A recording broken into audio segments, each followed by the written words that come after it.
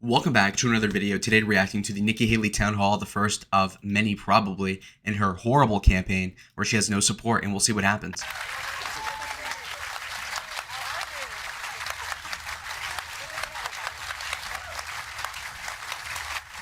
Again, the clapping right away. You can tell it's somewhat lethargic. You know, when there's a lot of people in the audience, mind you, I've seen Donald Trump speak in person before. When there's thousands of people, it's so utterly amazing. And what I mean by that is that there's so many different people clapping that it's inordinate. Like you can't even suss out who's where, right? Because there's so much clapping, it's all continuous and it's incoherent. Whereas with this one, I can kind of tell when there's lapses in the clapping. So there's so few people that you can tell how the clapping is specifically, okay? That is somewhat autistic to observe, but the point is that clearly there's maybe a couple dozen people there tops.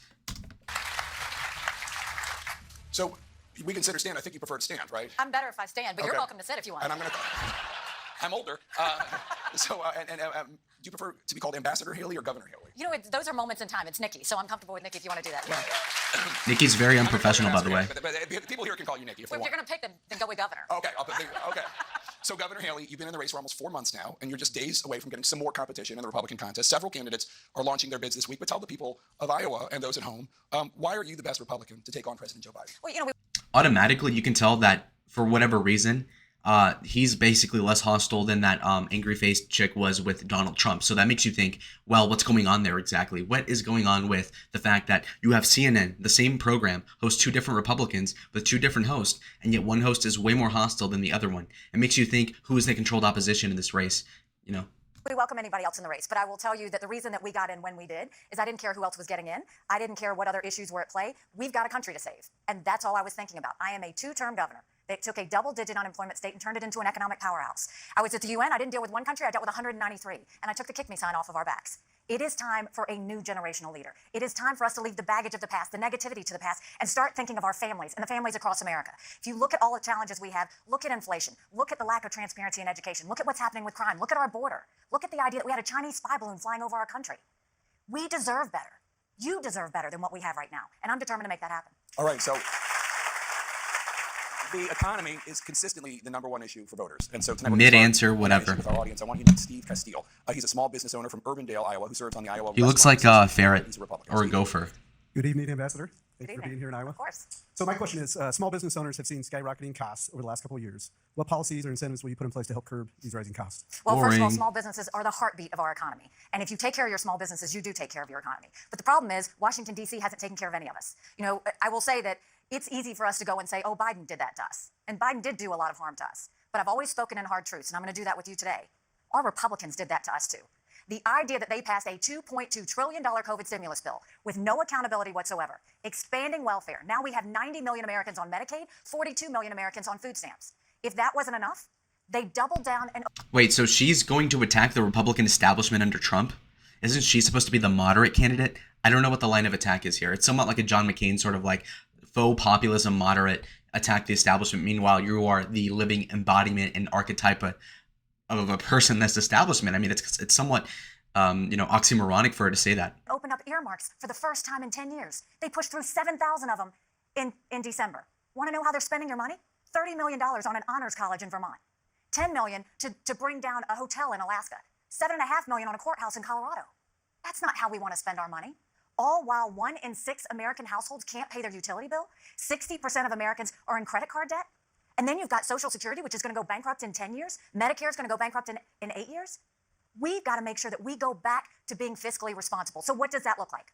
What that looks like is, let's start by clawing back the $500 billion of unspent COVID dollars that we know are out there.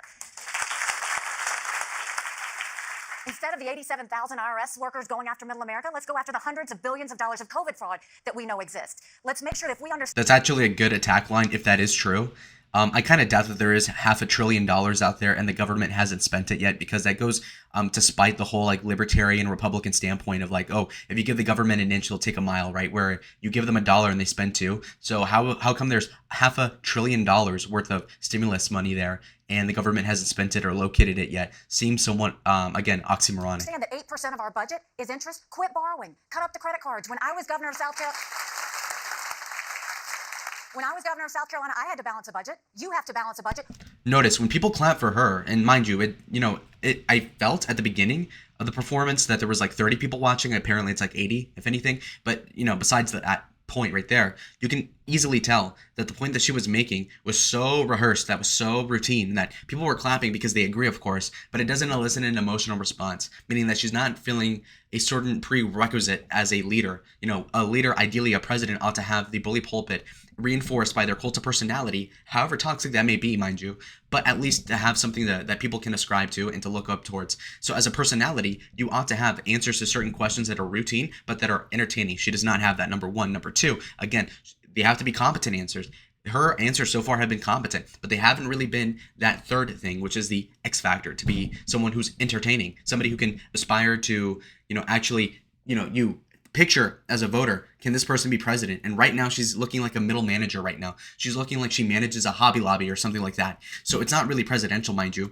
And Donald Trump, again, antithetical to many of the archetypes historically in regards to like what you think a president would be. But in that, inevitably, you can picture in your mind him firing you from your job, somebody as an executive role, a CEO, right? And also when you contextualize it in the proper confines of a town hall, which he recently has had two of, you can obviously tell that he can dictate policies in such a way where people can understand and relate viscerally with how they view a certain topic, and to a certain extent basically live through him. And it's somewhat of a parasocial relationship. But then again, that's what you need when you're a popular figure, somebody who's enabled to basically exposit what they believe and have other people in middle America who are completely divorced from his lifestyle and still relate to that, right? Whereas Nikki Haley is giving you answers that John McCain would have given you 15 years ago. And clearly McCain lost.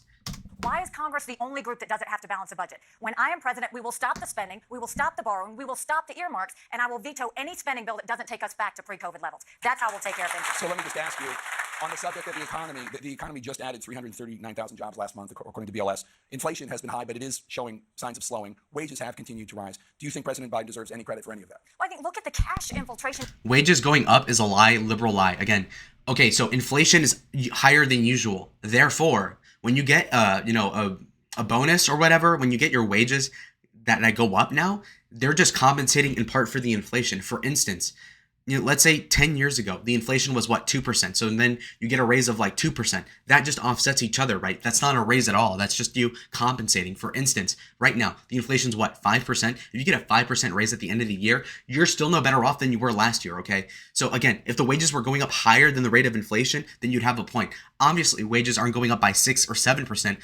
So, clearly they're just lying. They're misleading about that, right? For instance, if you are losing weight and you say, well, I'm eating a chocolate bar, it's like, well, you're still losing overall though. So just because you're eating something that's like fat doesn't mean you're going to gain weight if the deficit is big enough, right? So again, talking about deficits, we're talking about a national government where we have issues of inflation and inflation spending caused by the stimulus packages. But Nikki Haley basically fails to call him out on the point that this sort of talking point of how the wages are going up is misleading inevitably, because you fall into a fallacy where you leave out the fact that, of course, we have a whole other issue of inflation eating and corroding at the dollar. And so each dollar that you do get in a raise is presupposed to be going towards compensating for the inflation and not towards buying stuff for yourself. And so you're no better off working a job today than you were 3 years ago at a standpoint economically for the average American. She does not call him out on that, though. Donald Trump probably would have picked up on that. Even Ron DeSantis might have done that too.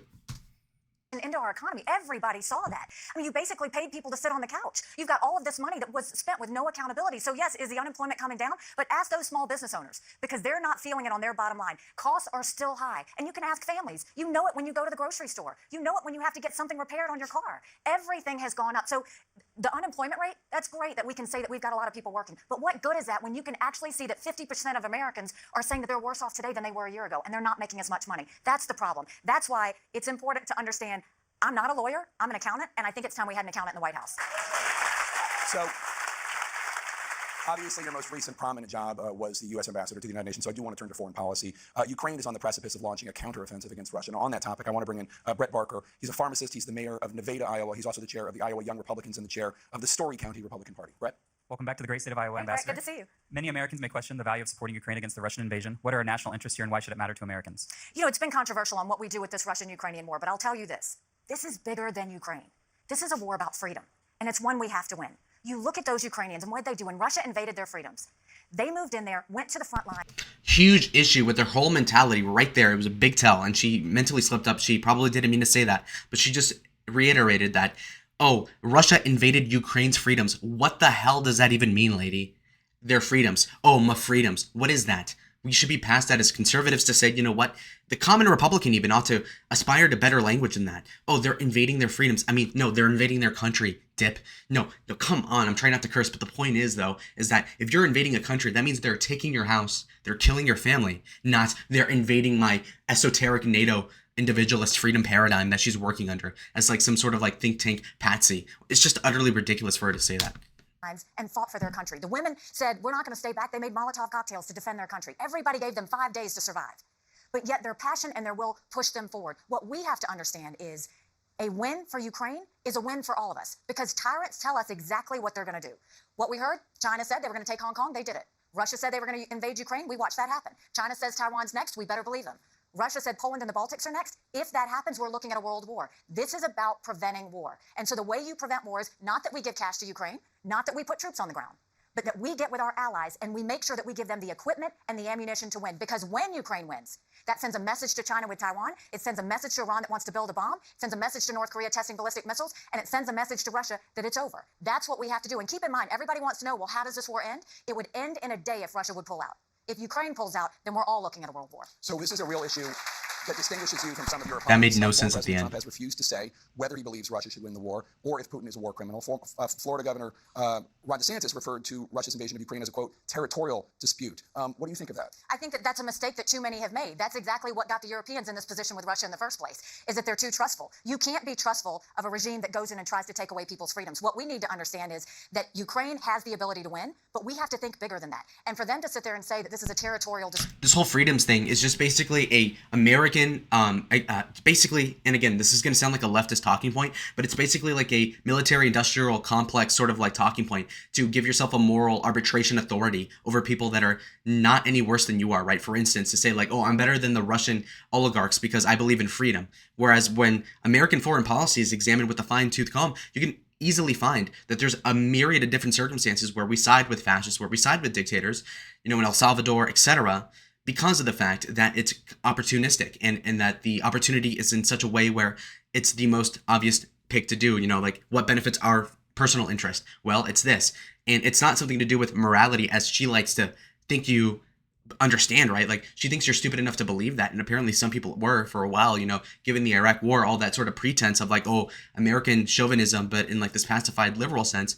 But nowadays, people ought to get woke on the issues and say, well, personally, like I look at this and, in the American historiography, you can see very clearly at certain points where we contradicted the American posited values of democracy and whatnot to propose certain dictatorships and to basically benefit our position in certain continents over other hegemons. And so with that being said, if you want a specific example for just for now, I can say that, for instance, when you're looking at the support of Israel, right? Israel taking over the Palestinian parts of that area in the Levant, obviously de-enfranchises those Arabs from voting for their own elected government. And so therefore, if we support Israel, that is somewhat like contradicting what Nikki Haley said about democracy and us supporting democracy as like a motif for American history. And so again, but we support Israel. Why? For a myriad of different reasons. And a lot of that supersedes the morality that she claims that we have over Russia, even though Russia is just as pragmatist as we are, just that Russia doesn't have the same fake pretense of democracy and whatnot. And what is the Russian propaganda for Ukraine? It's that there are blood, that there are kinship, that it's our homeland, the motherland, which is way stronger of an argument and way more entrenched to the personage of the people that are citizens of Russia than would be an appeal to democracy for Americans, where the American identity obviously is more discombobulated than the Russian one. And so you have two multiracial societies in Russia and America, where you have two very different leadership positions and also two very different propaganda styles. And when you see with Nikki Haley is that it's ineffective. Whereas at least with Donald Trump, it is somewhat effective insofar as we have the personality cult going on, entrenched in a bevy of American exceptionalism found in the 1950s and whatever other era that we're talking about, the 1980s under Reagan, what have you. And you have this sort of hegemonic liberty that we are proposing, but through the art of the deal. What does that mean exactly? Well, art of the deal, Trump says, you know what, I'm not, personally, is Putin a bad person? Sure. But I'm not going to say that publicly because, again, I want to work a deal out. Why do I want to work a deal out? Because I want to save lives on both sides. Number one. Number two, because, of course, it benefits me as president if we're not investing into the Ukraine and we save the money and put it over here, not overseas. And so with that being said, of course, she might seem like the moral person because she's condemning Putin, but she's only doing that because she's not going to be president. So she can stand there all make the, all up in the makeup, all regal looking and saying, well, Ron DeSantis is wrong for calling it a territorial dispute, but that's what it is exactly, down to the bottom line, right? The democracy in Ukraine has no bearing on whether or not Russia wants to invade it. If they were ruled by some communist dictatorship, for instance, if Joseph Stalin, for whatever reason, were in control of Ukraine, Russia would still equally want to invade Ukraine. Why? Because it's a land dispute. They want the land. It's not the regime change necessarily, right? And so that's the whole problem. And she does not identify that. And it's it's another thing entirely to see if she's like smart enough to like contemplate and monologue like I can. But the point is that you're like 50 years old, Nimrata. So it's time for you to actually read into this more and be more right on the issues. Apparently she's not. So let's see what she says. That's just not the case. To say that we should stay neutral, it is in the best interest of America. It's in the best interest of our national security for Ukraine to win. We have to see this through. We have to finish it. If I misspoke, I meant to say that Trump refused to say whether he believes Ukraine should win the war, but you obviously knew what I was talking about. You have called Putin a, quote, evil tyrant, and you've said he cannot be trusted. How do you deal with a foreign leader that you cannot trust? Well, first of all, let's look at where we are. So you've got Russia invading Ukraine. You've got North Korea testing ballistic missiles. You've got Iran trying to build a bomb. We've got chaos everywhere, right? But none of that would have happened had we not had that debacle in Afghanistan. The idea that we left Bagram Air Force Base in the middle of the night without telling our allies who stood shoulder to shoulder with us for decades because we asked them to be there. Think about what that told our friends. More importantly, think about what that told our enemies. So now you have this happening. None of this should have happened. Biden had a whole year to prevent that war in Ukraine, and he didn't do it. Russia surrounded Ukraine. She's lying again with this like neocon propaganda where she's saying that, Biden left Afghanistan and our allies in the middle of the night. The fact is that they obviously knew. We had a date for months that, we're going to pull out the troops by May 14th of 2021 or whatever date it was actually. And so to say, we left in the middle of the night is a complete fabrication and revisionist history. They obviously knew, and by they, I mean Al-Qaeda and our allies too, knew fully well that we were going to leave at some point in that like vicinity of time. And so to say that, he left them without the pretense of like before knowledge is just a complete lie and fabrication and slander on Joe Biden. And it's unfair because what you could criticize them on, as Donald Trump did, is, us pulling out, that was a good thing morally, but the way we did it was a mess. Instead, she's saying leaving in the first place was a mess, which in general is not a defensible position in the electorate today because most people are completely apathetic to the Middle Eastern conflicts. And so to kind of repivot that and then say, we need to recommit to that is just utterly ridiculous. Where was everybody? There was an opportunity to stop it. That's what we have to make sure of. So when you're dealing with Russia and China, I'll give you an example. The Russian plane knocked down our U.S. drone a couple weeks ago. Remember that? What did we do about it? Nothing. You know what I would have done if I was president? Put 2 drones up there and a fighter jet and put our naval fleet back in the Black Sea because it never should have left in the first place. Let me ask you, just because you brought up the Afghanistan withdrawal, did you disagree with the peace treaty that was negotiated by Secretary Pompeo and President Trump that set the stage for the withdrawal in 2021? You can never trust the Taliban. They are terrorists. They are terrorists. And part of what it means to keep America safe is to know who your enemy is. And when this is what they did with the Iran deal. When they went and gave all of that cash to get into the Iran deal, they thought that Iran would stop. This is a regime that says death to America, death to Israel every day. No amount of money changes the way they think. She says death to America, death to Israel. But why though? Why? Right? And again, more neocon grandstanding, more moral authoritarianism, like, oh my God, I'm so much better than you are. When again, these neoconservative CIA types are very clearly one of the most morally gray people that I've ever thought of. In history recently, we were talking about people that perpetrated the Abu Ghraib war crimes, whatever, who cares? So the point is that I'm just referring to things that people might know of, right? Obviously that scandal happened when I was like 2 years old, but the point being is that obviously you're talking about a group of people that are just completely morally ambiguous. And so they will lie to you and say, well, we're the better people. We're the moral arbiters. The fact is that you're not. And when you're referring to Iran saying, death to America, death to Israel. Why Israel? Who gives a heck about it, right? And also, why would they say death to America if Israel is the country that's in the Middle East in their vicinity, right? If their neighbor country realistically is somewhat like Israel, then what does that have to do with America? It's obvious that the foreign policy of Israel is very entangled with America's and vice versa, which then means that why are we so involved with Israel if we're also inviting bad enemies like Iran, people that we shouldn't be embroiled in battles with ideally, but because of the relationship with Israel and the obligation that people feel towards that state, all of a sudden you have these people like these Arabs, what do you call them? The Iranis, right? The Iranians, all of a sudden they hate America. Not because America just existed, right? For instance, they don't say death to Canada, even though Canada is a, white majority, Christian, liberal democracy, just like kind of like America is somewhat. But yet they don't say death to Canada, but Canada falls into like the same guidelines as America, if not other for the fact that, of course, America is world police, number one. Number two is defending Israel to the wit's end. And clearly a lot of the Muslims have a problem with the Jews and Zionism as a concept. And so now that we're supporting Israel, now we engender these other problems of Iran. Whereas if we were not to be involved with Israel, then the Iranians wouldn't really have a problem with us, because as evidenced by the quote she even said right here, paraphrasing the mullah of Iran saying, death to America, death to Israel. Well, apparently, if we weren't entangled with Israel, they wouldn't have that problem with us, because Canada, which is not as entangled with Israel, clearly is not getting engendered violence and getting threatened by Iran, which means that, it's not that we're a Western country with liberal ideals that tolerates homosexuals. That's not what makes America a danger to these Arab countries. It's that we invade their countries on the behalf of Israel or something along those lines. Because if that weren't the case, then why are they saying death to Israel and America at the same time? So that makes you think, well, is this really, is the Israeli-American partnership, is that something that is positive for us or positive for them? Is it a toxic relationship, or is it mutually beneficial? That's an argument to be had at a different day, but I'm just pointing that out. So when you go to the Taliban, yeah, they wanted all of that money. And by the way, Biden left them $7 billion worth of military equipment while they hauled out of there in the middle of the night. But when you pay terrorists off, all they do is more terrorism. That doesn't ever keep anyone safe. Those are the lessons we need to learn. We can't keep repeating these same mistakes over and over again. Yeah, I think they left the equipment. It's a distinction without a difference. They left the equipment for the Afghan military, but then the Afghan military The Afghan dissolved. military had already fallen. Right. We knew they had hauled it out of Afghanistan. So you were the U.S. ambassador to the UN under President Trump, as I've noted. On Friday, Mr. Trump congratulated. Okay, and here's another problem with her logic, and I guarantee you, like 98% of people wouldn't pick up on this until I say it. Here it is. Well, think about it. He just said, okay, well, Joe Biden actually left the weapons for the Afghan military, the U.S. puppet state of Afghanistan. Our allies were left the guns. They dissolved immediately and gave it all to the Al-Qaeda. Well, isn't that the issue? Because, again, Nikki Haley gets on her high horse and says, well, Joe Biden is immoral because he lied and he left Afghanistan without telling our Afghani allies. But seemingly within a week of us leaving, the Afghan allies that we spent like 15 years propping up all of a sudden just gave it up all to the Al-Qaeda.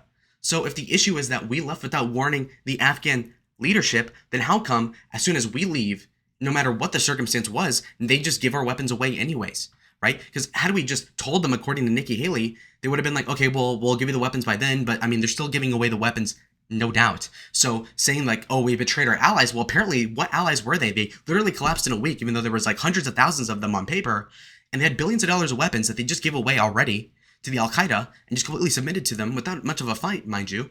And all of a sudden you're saying that there's these allies that we shouldn't lie to. Why? Why not lie to them? Because they're clearly liabilities. And so this defeated her argument. But I guess Jake Tapper isn't smart enough on my level to really ascertain that claim.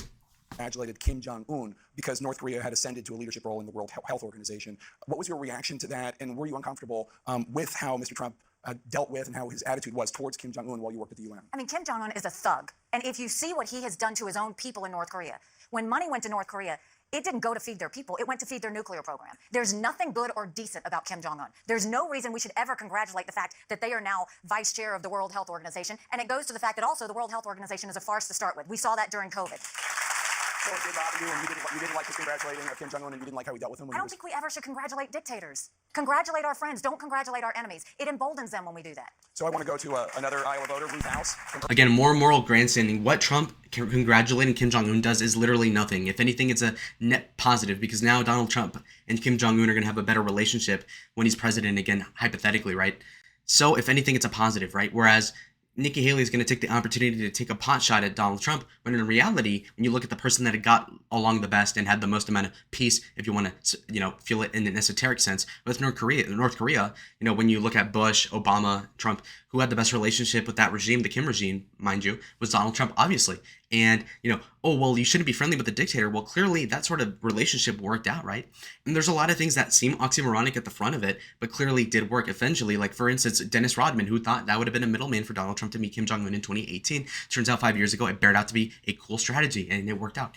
And so now we're looking at a society where people are going to say, well, he's platforming a dictator, but it's like, okay, well, who cares? Historically, this has happened all the time. Right now, for instance, again, if you were to look at England and how they treated, Mussolini and other people, they obviously congratulated them on like very trivial things. Did that stop them from going to war with each other? No. So to harangue and to be morally grandstanding on this issue of whether or not somebody's an authoritarian leader or not is kind of beside the point. It doesn't really matter. Urbandale, the president of Living History Farms, an agricultural museum. She's also worked on Republican campaigns and in George H.W. Bush's administration. Ruth. Thank you for being in Iowa so often already. We appreciate it. We're going to keep on coming back. My question is, please share your views and approach to U.S.-China relations and its impact on trade for Iowa farmers. Great question. So China, without question, is our #1 national security threat. And let's go back in history. For too long, Republican and Democrat presidents thought that if they were nice to China, China would want to be like us. That's narcissistic. China, bless you, China does not want to be like us. They want to be communist China. We have to change the way we treat them. So if you know that, let's look at where China is now. They've built up their military. They have the largest naval fleet in the world. They have more air defense systems than we do. They just came out with a 5th-generation fighter jet. How'd they do it? By stealing our intellectual property that we handed them on a silver platter. They steal $600 billion worth of intellectual property from us every year. President Xi started a commission that he personally chairs that says any company that does business in China has to cooperate with the Chinese military. Think about our tech companies. You call him President Xi, but what makes him any more legitimate of a leader than Kim Jong-un, really? Like, you think there was some, like, operational democracy in China in 2015 or whenever he was elected? Think about it that way. Really? Dingus? So she's clearly not operating off of what is morally correct and what is factually right, but more so just what the perception is of people. Like, oh, wow, we're going to put president in front of his name. Now he's more legitimate, right? It's just completely, irresponsible for her to act that way. And, beyond that, saying that, oh, China has a bigger fleet than us is just completely stupid and wrong. If they had a bigger fleet than us, then wouldn't they invade Taiwan? Think about it, because America has the biggest fleet, apparently. But if Nikki Haley is right by her lying claim, then they have a bigger fleet than ours. And again, the Americans are the people that defend naval routes all across the planet. Obviously, Australia, New Zealand, England, Germany, all these different places we're guarding with the fleet spread thin all over the place.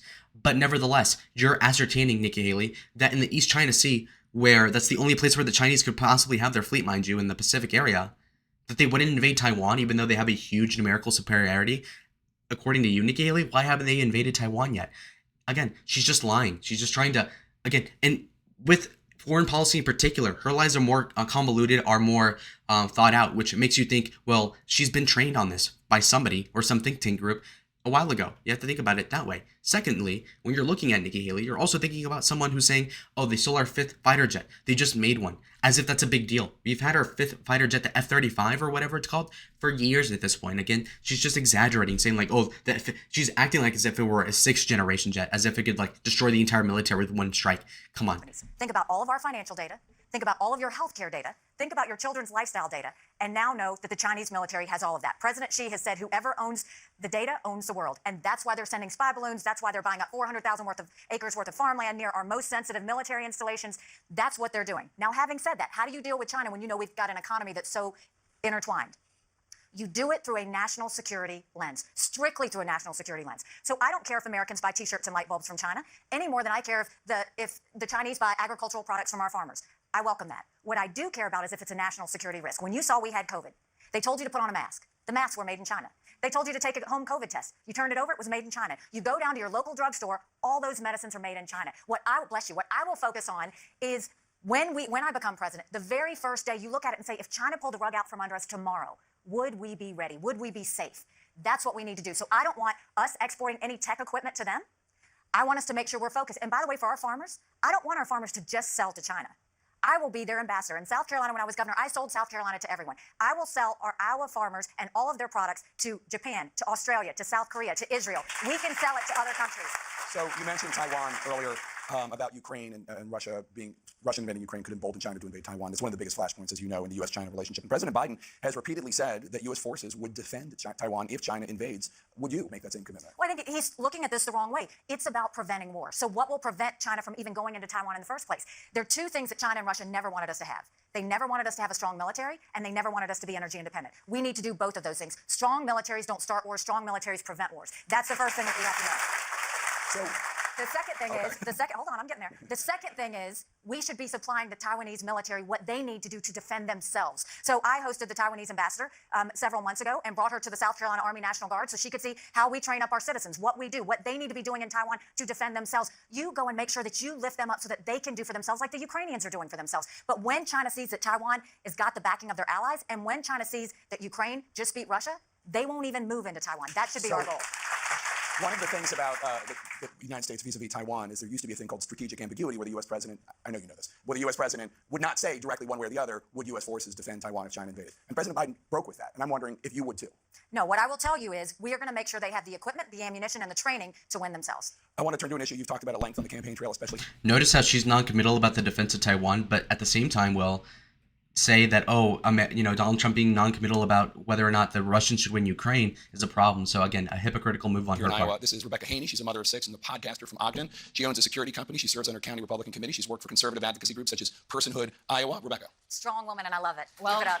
I can see that we're two of a kind here. Thank you for answering real questions from real Iowans. I appreciate that. Thank you. And I, as Jake mentioned, I'm one of a huge contingent of pro-life voters in Iowa, and we just really want to know, what is your plan for effective protection for preborn lives? Could you share your plan with us? Absolutely. So I am unapologetically pro-life. But I'm not pro-life because the Republican Party tells me to be. I'm pro-life because my husband was adopted. I'm pro-life because I had trouble having both of my children. So I am surrounded by blessings. Having said that, I don't judge anyone for being pro-choice any more than I want them to judge me for being pro-life. If you look at the situation of the life abortion story that we have today, how did we get to where we are? First of all, prior to 1973, you had 46 different state laws that dealt with life and dealt with abortion. And the people decided what those were going to be. Roe v. Wade came in and threw out 46 state laws and suddenly said abortion anytime, anywhere, for any reason.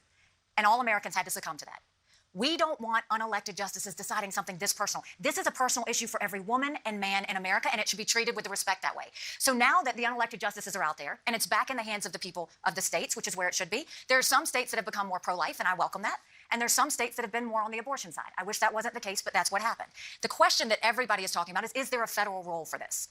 And I think that there is a federal role for this. But if we're going to do that, you have to be honest with the American people of what it takes to do that. In order to pass anything, you have to have a majority of the House, you have to have 60 Senate votes, and you have to have a signature of a president. We haven't had 60 pro-life senators in over 100 years. We might have 45.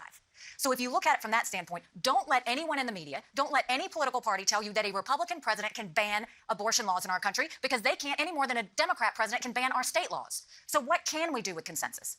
That's exactly what it is. We come through with consensus and say, what can we all agree on? I think we can all agree on banning late-term abortions. I think we can all agree on encouraging adoptions and making sure those foster kids feel more love, not less. I think we can agree on doctors and nurses who don't believe in abortion shouldn't have to perform them. I think we can agree on the fact that contraception should be accessible. And I think we can all come together and say any woman that has an abortion shouldn't be jailed or given the death penalty. Can't we start there? Can't we start there? Because what? Really? Because Are you joking? Compromise. L, you're in a Republican primary. Why are you compromising from the jump? What the media have done is they've made you demonize the situation when it's so personal that we have to humanize the situation. Our goal should always be, how do we save as many babies as we can and support as many mothers in that process as we do it? So just over a week ago, your successor and former lieutenant governor in South Carolina signed a bill to ban nearly all abortions after 6 weeks in South Carolina. You say that you would support a federal ban in theory, but there aren't the 60 votes. Because there isn't a national consensus. I think we have to say, where are they all going to come together? What can we get 60 votes on and then go forward? So do you have an opinion though? I mean, if a 6-week ban theoretically came to your desk, would you sign it? But why? I will answer that when you ask Kamala and Biden if they would agree to 37 weeks, 38 weeks, 39 weeks. Then I'll answer your question. No one asked them that. No one asked them how late they're willing to go. What I'm saying is, why go and put the American people through that? Why do that? Why not talk about what's the truth? And the truth is, where can we get 60 votes? I just gave you the consensus about where I think we can come together. I think Biden and Harris have been pretty clear that they don't support any restrictions. I mean, that's their. They said abortion up until the time of birth, right? I don't think that's the language they use, but yes, I mean, theoretically they don't support restrictions. They say it should be up to a woman, her doctor, and her God. That's what they say. And I think that's the conversation we need to have: is that they agree with abortions up until the time of birth, and most Americans do not agree with that. So Supreme Court Justice John Roberts, he tried. Okay, but if it's true that they don't support that they're obviously pro-abortion up until like the last day or whatever, then why don't you go out and be honest and say, well, it's 6 weeks for me too? Again, just her being The Supreme duplicitous. Court of about a 15-week ban, which is originally what Mississippi was proposing, and then Mississippi realized they could get Roe v. Wade overturned, and they moved forward even more aggressively. Is that where you think a national consensus would be? I understand you're saying it's up to where you get 60 votes, but in your view, you must have an opinion. Is 15 weeks where it would be theoretically? I haven't talked to the senators. I don't know where 60 votes are. What I will tell you is I want to save as many babies as we can and support as many mothers as we can. I'm not going to throw out a number, because if you don't talk with those senators and know where their head's at and know what they're really willing to do, then we're having a false conversation and having a debate that's only dividing people and it's not bringing people together. So let's talk to an Iowan. This is Terry Callum. She's a work-from-home mom, entrepreneur, and this sounds like the greatest job in the world. She's a wine consultant. You and I need to sit down after this. I'll join that conversation. So she's a Republican from Ankeny. Terry. All right. Hi, Nikki. Hi. I have an adopted child as well, so thank you God for bless sharing you. your God story. bless. I'm tired of the division in our country and what politics has become since 2020. I have specific beliefs for why I vote, but I don't look down on friends and colleagues who have different views. In fact, some of my best friends vote on the opposite side of the aisle. And I long for America to be more like that again, because we're one country. These are the Trump 16, Biden 2020 voters, by the way. So many of the issues are because of the divisive politics of Trump and Biden. How can you do better? I think Americans are tired. I mean, when I go, whether it's Iowa, New Hampshire, or South Carolina, Americans are tired. They want to see a government work for them again. They want to see results happen. They don't want to see congressional members go on TV and talk about how awful everybody else is. They want to see a government that works for them. And we have to do that. And that tone starts from the top. I'll tell you, we had that horrific shooting in Charleston that killed 9 amazing souls. And it happened at a time where it was on the heels of Ferguson. And I was so worried our state was going to fall apart. And the national media came in and they wanted to make it about race. They wanted to make it about the death penalty. They wanted to make it about guns. And I strong-armed them at the time. And I said, there will be a time and place we can have those debates. But right now we need to put to rest 9 amazing souls. And I tried to protect them. And I didn't have that luxury. Because a couple of days later, the murderer came out with his manifesto holding the Confederate flag. And at that time, I went and I called my staff. And I said, I want you to set up 4 meetings. One with the Democrat leadership, one with the Republican leadership, one with the federal delegation, and one with community leaders. And I said, don't tell them why I want to meet, because I knew they wouldn't come. And when those meetings happened, I said to them, at 3 o'clock today, I'm going to ask for the Confederate flag to come down. If you will stand with me, I will forever be grateful. And if you won't, I'll never tell anyone you were in this room. And I'll never tell any about who dissented. And I have never done that. I have kept my promise on that. When we got together, we had everybody, Republicans, Democrats, whites, blacks, come together for the flag to come down. But that's when the hard work happened. We needed 2/3 vote of the House and 2/3 vote of the Senate, which is an impossible feat almost. But what we did is we went back and we didn't fall into the fear of that situation.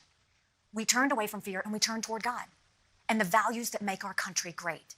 And that's what we have to do again. We were able to get 2/3 vote of the House and the Senate. We were able to go and show that we didn't have riots, we had vigils. We didn't have protests, we had hugs. And at that point in time, South Carolinians showed the entire world what strength and grace looks like. But it starts at the top. It starts with the tone, it starts with results, and it starts with having respect for the people you serve, that they don't deserve any more drama than they're already having to deal with. So one of the reasons That was a really good answer for like a women audience. Obviously, I can see her, like, she's obviously being disingenuous about the circumstances of like what happened.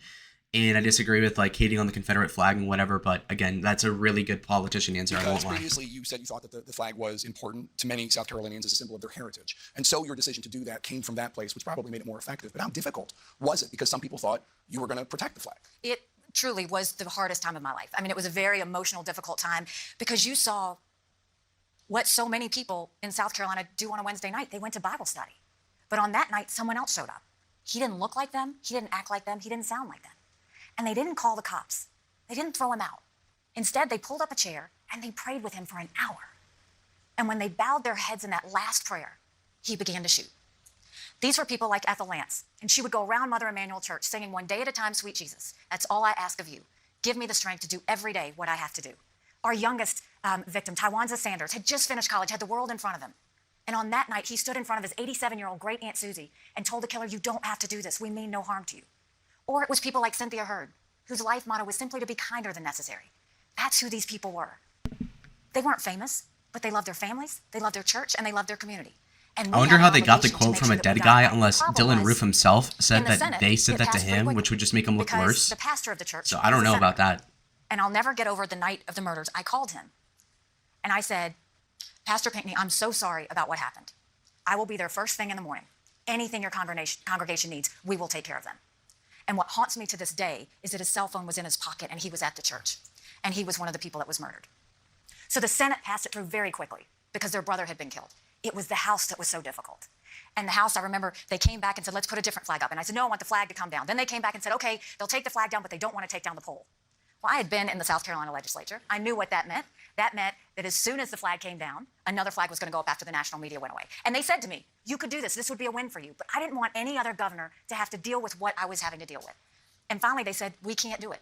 She's not getting out of, like, I'll be went to honest, them, she's not getting it, she's knocking it out of the park in response to this issue. I think that she's a really good retail politician in regards to like these like feminine sort of like empathetic, emotional stories. I think that this would work really well to appeal to suburban white women. And one day we stopped. But she's still going to lose. I'm just, giving her some credit. And the owners, I saw them start to talk. Ooh. My father wears a turban. And the next thing we knew, a police car drove up. And the police stood next to the owners. And my dad grabbed his produce, and he went to the register, and he thanked them, and he paid. When we got in the car, he didn't say another word to me all the way home. He was hoping I didn't notice what just happened. But I knew exactly what happened. And I told the House caucus that day, when I go to the airport, I have to pass that produce stand, and I still feel pain. I don't want a single child to drive by this state house and feel pain. Take the flag, take the pole down. And we were able, that night, 1 a.m., the flag and the pole came down. So you have talked about growing up in South Carolina as a, quote, brown girl in a black and white world. What was that like to you in addition to that story you just told? It was a small, rural southern town, 2,500 people, 2 stoplights. You couldn't think about doing something wrong without somebody telling your mom. It was difficult at first. We were the only Indian family. We weren't white enough to be white. We weren't black enough to be black. They didn't know who we were, what we were, or why we were there. And I remember when I would get teased on the playground. I would come home and my mom would say, your job is not to show them how you're different. Your job is to show them how you're similar. And it's amazing how our country should take my mom's advice right now. We're going to have more with presidential candidate Governor Nikki Haley when we come back after this quick message.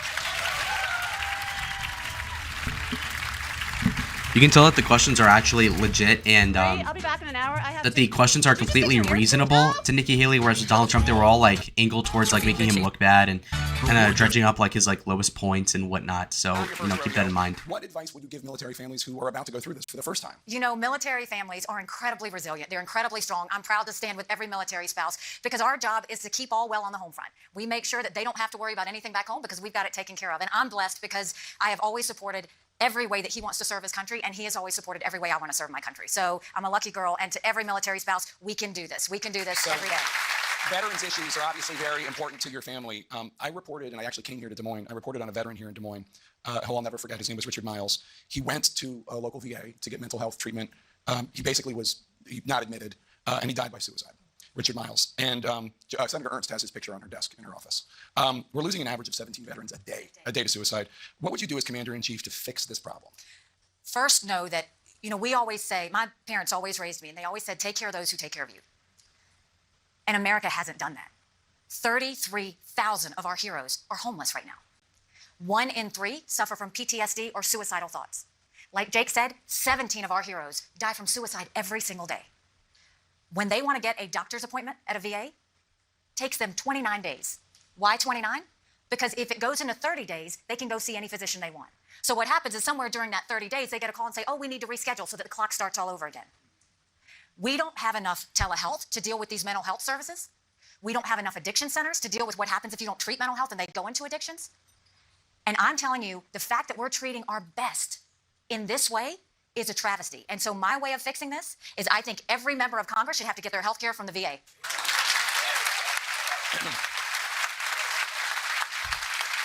I'm telling you, Jake, that would fix it right away because no one else would put up with what these veterans are having to put up with. And they deserve better than what they're getting. I want you to meet Jeff Ortiz. He's a Republican in Operation. That was a pretty good answer. He's the co-chair of the Story County GOP. Jeff. Welcome back, Iowa. Thank you. It's great to be back. Yes, great to have you. I have a short question, but it's a very complex one. What is your comprehensive plan to fix our crisis at the border? That is a very complex issue. And I will tell you, I am the only candidate that has not just talked about it. I'm the only candidate this cycle that's actually gone to the border. I went to 400 miles of that border. You're not ready for what I saw.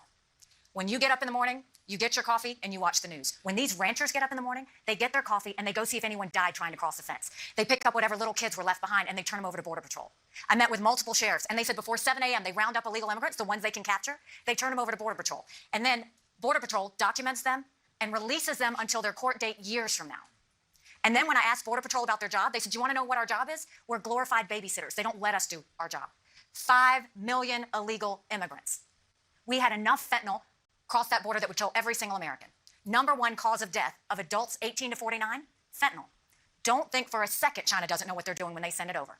So the way we would deal with that is when I was governor, I passed one of the toughest illegal immigration laws in the country. We did a mandatory E-Verify program that made businesses prove that the people they hired were here legally. We will do a national E-Verify program. We will defund sanctuary cities once and for all. We will stop giving the hundreds of billions of dollars of handouts to illegal immigrants. We will go back to remain in Mexico because guess what? Nobody wants to remain in Mexico. We will keep the provisions of Title 42, and instead of catch and release, we will go to catch and deport. That is the way we will stop the bleeding on our border. We have to do this. And when it comes to the cartels, we treat them like the terrorists that they are. We get our special operations military, and we go in and we capture them just like we've gone after terrorists before, and we wipe them out. We've got to realize we are losing Americans by the day, and we've got to stop, whether it's the fentanyl coming across, whether it's illegal immigrants coming across, we've got to close the border. So just a point on the fentanyl issue, because it is such an important issue. Most of the fentanyl, and this is not an excuse for it, but most of the fentanyl that comes into this country illegally from Mexico, a lot of it from Chinese supplies to Mexico, comes through ports of entry, and it's smuggled by American citizens. I mean, the immigration crisis notwithstanding, the fentanyl crisis is about 90% of it's irrelevant to that. Which is why you sanction China immediately. China knows what they're doing. Sanction them. There's nothing that they dislike more than when we hit their wallets. And you sanction them and you let them know that we're onto them. We make sure their cartels know that we're onto them, and we start to deal with that. We have to, I mean, the number one, we've lost more people to fentanyl than the Iraq, Afghanistan, and Vietnam wars combined. Think about that. That's a terrible thing. Standing by. It kind of shows how little people died in these wars, and you'll hear these politicians like Tulsi Gabbard be like, "Oh, so many people died in the Middle East." It's like not really that many. And also with the veteran suicidality, it was like what 700 per year, and then was like 700 out of how many veterans are in America? Like maybe 5 million. So that's what 700 times 100, which would be 100 veterans would be 70,000 times another 10 would be 1 million times another 5. So you're really saying that there's like maybe 1 in 35,000 veterans that kill themselves every year. Is that really that big of a deal? When you put those numbers into like macro calculations, all of a sudden they're not that big of a deal. So it's a lot of like retail politics with these people. Obviously, what maligns people more so is like healthcare and stuff like that. But it's like these boutique issues that really correspond with like suburban housewives really loving that sort of response by Nikki Haley. And so far, she's been doing well with these like emotional diatribes. Not doing anything is unacceptable. We've got Americans dying every day, so we have to do that. And it's important to know these are not druggies that are taking fentanyl. In some cases, these are kids that just ordered Adderall online to help take a test. I talked with some parents a month ago, and they basically, that's how they lost their son. He just took a pill from someone else before a test. We've got to get that under control. Congressman Ted Deutsch, former Congressman Ted Deutsch, Democrat from Florida, he lost his nephew, a student in Washington, D.C., who ordered an herbal supplement. He thought it was legal and everything like that. It was laced with fentanyl. Just important for the kids out there to know. Exactly right. Don't trust it. It's too dangerous. I want to move on to a different domestic issue. Jacob Underwood is a Republican from Des Moines. He works in construction. Jacob. Hi, Jacob. Hello, Mrs. Haley. Thank you for coming to Iowa. My question for you would be, what meaningful steps would you take to prevent mass shootings in soft target areas such as schools, shopping malls, and other areas where responsible citizens can't really carry their firearm? It's an important question for our country because I have a mom heart. I know there are a lot of parents in the audience that realize that we worry about our kids. My daughter works in a hospital. I worry about something happening there. My son is in college. I worry about something that could happen on campus. But I think in order to deal with this, we have to be honest. We have to have an honest conversation about how we deal with this. First of all, 80% of the shootings that happen in schools, they have stolen that gun from family members. Understand that. Secondly, more murders are caused by street crime than anything else. So let's start focusing on what we can deal with. First of all, let's get illegal guns off the street. Let's have the backs of law enforcement. Let's get illegal guns off the street. Secondly, let's make sure when it comes to our schools, secure our schools. There should be one point of entry. There should be a law enforcement officer at every school. We should make sure there's the clear bulletproof tape that we have at courthouses and airports. We should have that on our schools to protect them. And we should have a mental health counselor at every single school. Not a guidance counselor, but a mental health counselor. Then we need to make sure that the feds actually vet properly. When I talked about the church shooting that we had, that murderer, when he went to go buy a gun, because the feds didn't do it in the time allotted, they gave him the gun anyway. He should never have gotten it. It would have been flagged that he wasn't supposed to have one. So first, let's have the feds do the job they're supposed to do already. And then let's deal with the cancer in America that no one has dealt with and we have to deal with, and that's mental health. 1 in 4 people have a mental health issue. But if treated, they can live a perfectly normal life. The last 17 of the last 18 mass shootings were all mental health related. Yet, and now past COVID, you've got more teenagers that have issues with mental health than we've ever seen, stress, anxiety, depression. But yet, if someone needs help, there aren't enough therapists. If you go to a therapist, you've got to pay cash. Insurance doesn't cover it. There aren't enough mental health facilities. When people don't get treated for mental health, they get addictions. We don't have enough addiction centers. And so we have to treat this like the crisis it is. We have to make mental health a #1 priority because we are losing Americans every day to a lack of care. And that's why we're going to continue to see these. Everybody wants to say, oh, but why can't you let's get rid of AR-15s. The reality is, even if you did that, It might make you feel good today. There's going to be another shooting next week. The reason a lot of these happen, and you mentioned a shooting at schools, you need to end gun-free zones. Gun-free zones. When you look at, killers always look for a place that's a gun-free zone because guess what? Nobody else is going to be able to protect themselves. I'm a concealed weapons permit holder myself. We don't want to take away the constitutional right for someone to protect and defend their families in America. And when you've got crime at all-time highs, you've got illegal immigrants crossing the border, you've got mental health crisis that's as much as it is, the last thing I'm going to do is take away the ability for someone to protect themselves and their families. You know, the intersection of the gun crisis, the gun violence crisis, with the mental health crisis, and about 2/3 of the gun deaths are suicide, or people who are troubled and they choose to do this, and it's horrific. Some states have been experimenting with red flag laws, which enables law enforcement and the courts to temporarily either remove guns or block people from being able to purchase guns, individuals who have been adjudicated in some way from posing a threat to themselves or others. Is that something that you might support? No, I don't trust government to deal with red flag laws. I don't trust that they won't take them away from people who rightfully deserve to have them, because you've got someone else judging whether someone should have a gun or not. It is a constitutional right that people can protect and defend themselves. What I want is the feds to do their job. What I want us is to take illegal guns off the street. What I want us to do is deal with mental health the way it deserves to be dealt with. And what I want is for us to have the backs of law enforcement so that they can do their jobs. That's when we'll start to get safety back on our streets again. So we're going to have more with presidential candidate Governor Nikki Haley when we come back. Notice that he doesn't really interrupt her at all, whereas with the Donald Trump CNN town hall, they were cutting him off constantly. And so they were very, very ungracious with how they treated Donald Trump compared to Nikki Haley. So let's skip through the ads. Permeates politics and all employment. It keeps women from serving in critical roles. Do you anticipate the same roadblocks on the road to the first woman president? It's interesting, when I was elected to the State House, in my first run, I ran against a 30-year incumbent in a primary. When I got elected, South Carolina was the lowest in the country on women elected officials. And then when I became governor, I was the first female governor in South Carolina. And when I went to the UN, I was the only woman on the Security Council at the time. So none of my jobs have ever had a line going to the women's bathroom, ever. Having said that, women know the challenges that women face, but we don't whine about it. We don't complain about it. We work hard, and that's what I've always done. I work hard, I show results, I get the job done. I don't pay attention to it. What challenges I may have, someone else may have other challenges. But to me, we've got a country to save, and I'm just going to keep on doing everything I need to do. What would it mean to you to be the first woman elected president of the United States? For me, I don't think about that as much as it'll be nice to have that out of the way. You know, that's what I thought when I became the first female governor of South Carolina. I was just kind of relieved that everybody would quit talking about it, because I think that women are amazing at a lot of things. I'm a big fan of women. We balance, we prioritize, we know how to get things done. I mean, honestly, we've let guys do it for a while. It might be time for a woman to get it done. So. I do want to ask you about your relationship with your former boss and current political rival, former President Trump. After January 6th, you said this about him, quote, "We need to acknowledge he let us down. He went down a path he shouldn't have, and we shouldn't have followed him, and we shouldn't have listened to him, and we can't let that ever happen again," unquote. Do you still feel that way? Yes, he thinks it was a beautiful day. I think it was a terrible day. I'll always stand by that. And Trump continues to lie about what happened in the 2020 election. He continues to say it was stolen, and a huge number of Republican voters believe him. Now, I know you have issues with the ways some states changed the rules to help people vote during the pandemic. I get that. You have acknowledged that that didn't have any impact on the outcome of the election. But I'm talking. Okay, why the hell would you have criticisms of how the states changed the laws and then say that it didn't change the outcome of the election? Like, what a two-faced. Come on. Wild conspiracy theories, claims rejected by Republican governors and election officials, more than 60 failed legal challenges.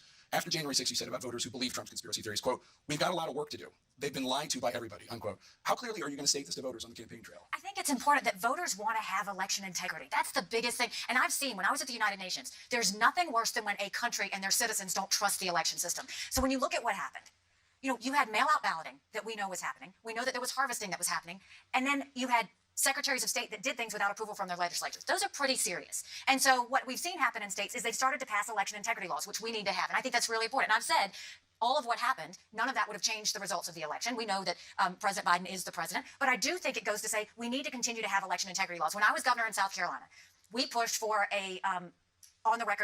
we pushed to make sure that we had transparency in voting. And when we did, we had voter ID. And when we did, they said we were disenfranchising voters. I was vilified by the media at the time. And I said, if you've got to show picture ID to buy Sudafed, if you've got to show picture ID to get on a plane, you should have to show picture ID to protect the integrity of the election process. So, just for the record, a lot of states changed voting rules during the pandemic, including states that Trump won, like North Carolina, Kentucky, and Arkansas. Utah has exclusively had vote by mail for years and years and years. I'm not talking about that. And I'm not talking about debates over voter ID or whatever, normal things in the context of political discourse. I'm talking about the insane stuff we heard.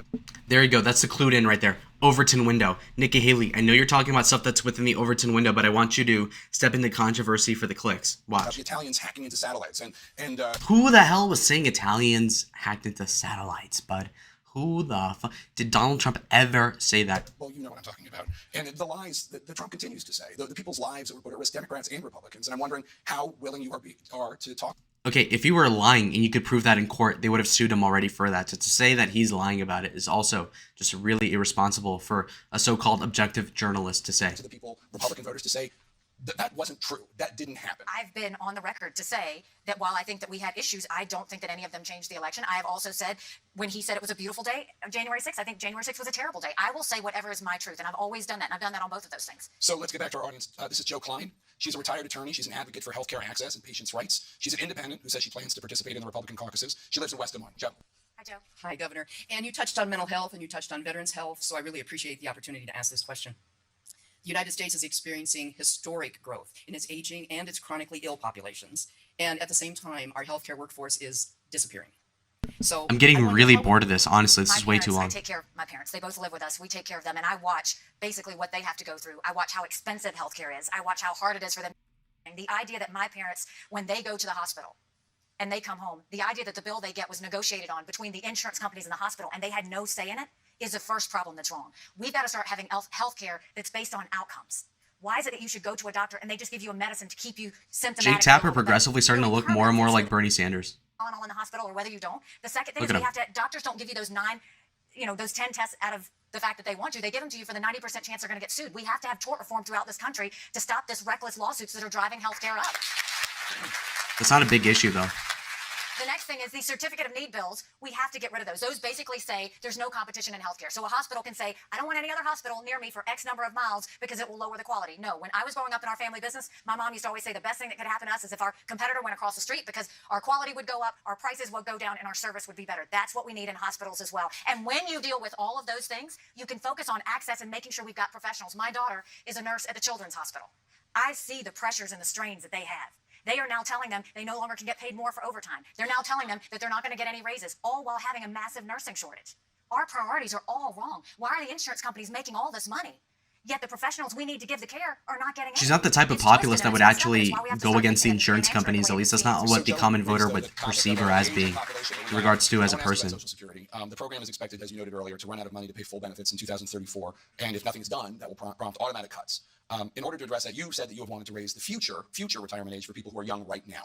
What retirement age are you proposing? So I think that, first of all, we need to understand that, yes, Social Security will go bankrupt in 10 years. Medicare will go bankrupt in 8. But we shouldn't take away from anyone who's put into the system. We should keep our promises. Everyone who's been promised should get it. My kids are in their 20s. They're the ones we go to and we say we're raising the retirement age to reflect life expectancy. We limit benefits on the wealthy. Instead of cost of living increases, let's do increases based on inflation. Presidential town hall with former South Carolina Governor Nikki Haley. I want you to meet Marsha Aldridge. That was a weird edit. Sexism that permeates politics and all. This looks like a very nasty woman. Do you anticipate the same roadblocks on the road to the first woman president? It's interesting. When I was elected to the State House in my first run, I ran against a 30-year incumbent in a primary. When I got elected, South Carolina was the lowest in the country on women elected officials. And then when I became governor, I was the first female governor in South Carolina. And when I went to the UN, I was the only woman on the Security Council at the time. So none of my jobs have ever had a line going to the women's bathroom. Wait, did I click something? Now it's like far behind. Okay, hold on. The United Nations. There's nothing worse than when a country and their citizens. Let's go ahead and skip a couple of minutes and let's get to where we were last. Apparently there's less than 20 minutes on this thing, which is like, thank God, because she's such a mediocre politician. And answer it the way it needs to be answered. Rather listen to Obama. The topic of the aging population that we have. I want to ask you about Social Security. Okay, hold on. They know they're not going to get it anyway. So why not go ahead and change it for them in their 20s? Why not go and put people that are in their 60s and 70s and 80s at peace so that they know, look, you're not going to have to worry about it. But yes, we're going to go to our 20s and we're going to go tell them times have changed. I think they're not being honest with the American people. So time for some honesty from Nikki Haley. If the retirement age is 66 or 67 right now, what are you talking about raising it to for the people in their 20s? We'd have to do the calculations. We'd have to figure out how to, I am an accountant. And you know what accountants do? Accountants do their homework and they make sure that when they do something, they do it right or they don't do it. So I'm not going to give you a false number. Okay, that was a good cop out. So she has some homework to hand in to me later. I want you to meet Brian McQuaid. He's a political science professor from Grimes who says he's a Republican who voted for Joe Biden. Professor McQuaid. Hi, Brian. Welcome here. This guy looks insane. Honored to have you here with us. One of the concerns that many of my students he definitely had a stroke. Democrats and Republicans, both sides, is about climate change, our future, environmental issue. Man, this guy's an idiot.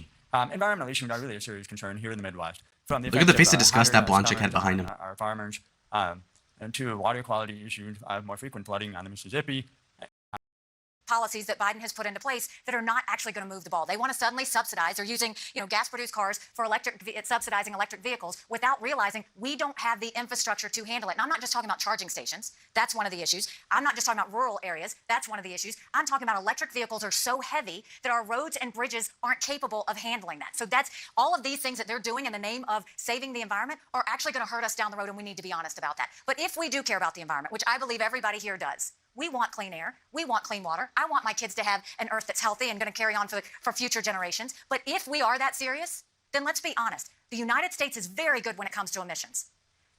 If we want to really fix the environment, then let's start having serious conversations with India and China. They are our polluters. They're the ones that are causing the problem. The reason I pulled us out of the Paris Climate Agreement was not because I don't want us to have a good environment. It was because what had happened under the Obama administration, All right, this is a decent answer. What do you Not a think big of deal. Governor DeSantis' leadership when it comes to the back and forth with Disney?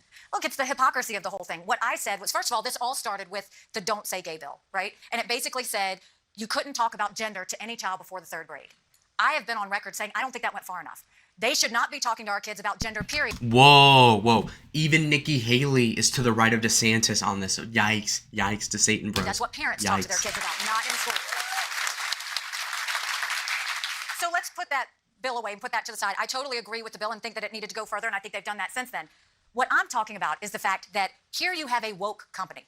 They've been woke for years. I remember when Disney went after President Trump for immigration. This is nothing new. So here you have DeSantis, who accepted $50,000 in political contributions from Disney. He went and put their executives and their lobbyists on prominent boards throughout Florida. And he went and basically gave the highest corporate subsidies in Florida history to Disney. But because they went and criticized him, now he's going to spend taxpayer dollars on a lawsuit. It's just like all this vendetta stuff. We've been down that road again. We can't go down that. Businesses were my partners in South Carolina. We didn't always get along. And luckily, South Carolina is very anti-woke. But when you have a company like that, don't bring the citizens' taxpayer dollars into it. Pick up the phone, deal with it, settle it the way you should. And I just think he's being hypocritical in that. So, woke, the word woke, used to be used by progressives to talk about an awareness of inequities and historical inequities. But obviously it means something else to conservatives criticizing it. What does it mean to you? How do you define woke?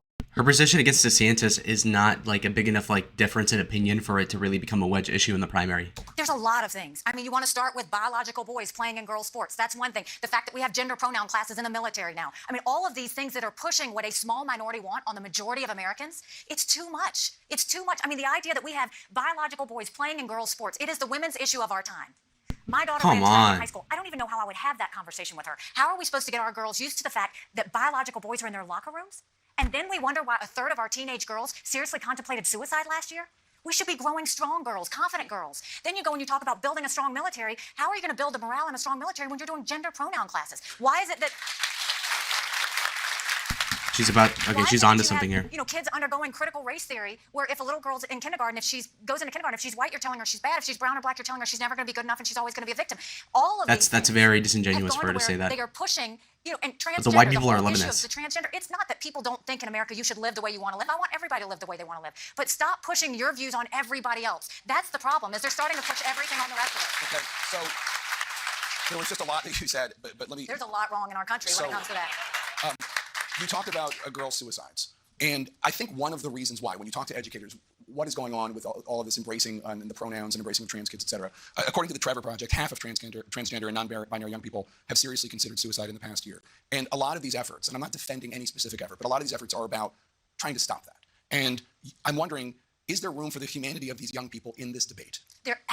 We need to take care of these kids. And that's why in South Carolina, when we had the issue of, they were transgender kids when I was governor. The bathroom bill, yeah. We didn't have the bathroom bill because I didn't have the bathroom bill come into South Carolina because I knew that if we had a transgender child, they would come meet with the principal. The principal would give them their own private bathroom so that they were safe, and the majority of the student body didn't even have to deal with it. So I didn't want us to say, okay, you go to this bathroom, you go to that one. You just deal with them individually. That was the safest way for everybody. We do need to be humane about it. But now, what about the idea that this girl in New Hampshire that I talked to, she's a senior in high school, and she said, every class they talk about transgenderism. And she said, I feel like I'm walking on eggshells because we'll be canceled if we say anything about it. That's what I'm talking about. It has overtaken the entire conversation. And that's not fair to the rest of our kids. So I think there is a humane way to do it. Let's get them the help, the therapy, whatever they need so that they can feel better and not be suicidal. But don't go and cause all these other kids to feel like that pressure's on them. They don't deserve that, and they don't need that either. So we're going to have more with presidential... Very moderate answer. She's really trying to sell herself to these Trump and Biden voters, but this is the primary, lady. And this is not November 2024. This is the year before and more. So that was that, I guess. Her town hall performance that is, so far has been mediocre, but let's see what she does after. Let's go on. John, make it a good one. Thank you and welcome. Thank you for your positivity. Thank you for all that you represent, and you are a breath of fresh air, and we really appreciate you very much. Thank you. So what are the core values that serve as the foundation and the underpinnings for you, your family, and your political leadership? Thank you for that question. Thank you. I think that so much of who I've been as I grew up, my parents very much taught us the importance of faith and a conscience. That's above all things, that's what it was. And it was the basic standards of take care of those that take care of you. Do for those, do for the least of these. Don't wait for something just because you're going to get something out of it. Do it because it's the right thing to do. And my parents would always say the best way to appreciate God's blessings is to give back. And so I feel like I've lived my life that way. And I feel like Michael and I have raised our kids that way, is that we want to make What a sure that they know that softball we're a question to family of whatever service, Donald and Trump got in the last town hall. Come on, are conscience. you And we kidding knew me? if we did that everything else would be okay. Thank you. I was running for president. And I said, my parents came here 50 years ago to an America that was strong and proud and full of opportunities. I want them to know that America again. I'm doing this as a military spouse for Michael and his military brothers and sisters because they need to know their sacrifice meant something, that we do love our country. I'm doing this for my daughter who just got married and I saw how hard it was for her and her husband to own a home. And I'm doing this for my son who's a junior in college and I'm watching him write papers of things he doesn't believe in just to get an A. That's not... Okay, look. First of all, with like the daughter not being able to afford a home, like, okay, the very common retort from like a Bernie Sanders type would be like, okay, well, you're the ex-governor. How hard could it be compared to the average American? Now, on the other hand, the second point she brought up was that her son's writing papers about stuff he doesn't believe about to get an A. Now, that is definitely something that's relatable. I'm a college student too. And so that would be something that is a really good talking point going forward. Us. That's not American. For the first time in our country, 78% of Americans have said they don't think that their children will live as good of a life as them. Okay. We can't have that. I'm not going to have that. We've got a country to save. That's why we have to have a new generational leader. We've got to go and fix this country and go back to the values that have made us She's not a great. leader. She's And a when HR we manager. do that, when we That's the really problem. focus back on faith and family and country and the idea that America is the best country in the world, that's when our best days are to come. Go to NikkiHaley.com. Governor Haley, thank you so much for joining us here tonight. And thank you to our audience and to our host, Cranfield University. All right, so that was that. I think that it was, something that was somewhat... I think the performance was really mid, and realistically, it's not something that you would really say is, a masterclass in regards to anything. I will give her credit on the fact that she's pretty good at appealing to that, center voter, that independent voter, the woman suburban voter. I think she's really good at appealing to those people. But relatively speaking, she's not going to appeal to the white working class, which is what you would need to win states like Wisconsin, primarily Michigan, Pennsylvania, etc. So with that being said, it doesn't seem to me as if she's that electable at the general election level, as the presidential nominee. But the fact is that also she's not even going to make much headway in the primary in 2024 with this Republican GOP, because now we're looking at a society where we look at Nikki Haley as somewhat of like a phony, with Donald Trump as the contrast, as like the genuine person. And however unoptical they may be and brash as he may come off as, he seems to actually resonate with the base way more than everybody else is combined. And so with that being said, it seems to me like she didn't really move the needle at all. What would have been good for Nikki Haley's campaign would have been if you had 10 TikToks of her doing something really cool, owning the host of the show and saying something really profound. What you got instead was very typical politician level stuff, and that won't really move the needle. So she will not really do well in the primary from what I can tell so far. And that's what I got to say. She's a better politician than Ron DeSantis. I will give her that. But, aside from that, they're both going to lose tremendously, bigly. And look at the treatment. Her interview over here at the town hall was way easier than it was for Donald Trump. The host was way more amenable to whatever she said than whatever Donald Trump said. And the contrary, again, we were talking about how he was getting interrupted all the time in his town hall, whereas with this lady, it's a very different thing. So now we're looking at a different paradigm. And so I'm grading her on a curve. And the fact is that she had a way easier setup. And she still didn't even do that well. So it seems to me like she didn't really change anything. So that was my thoughts on that.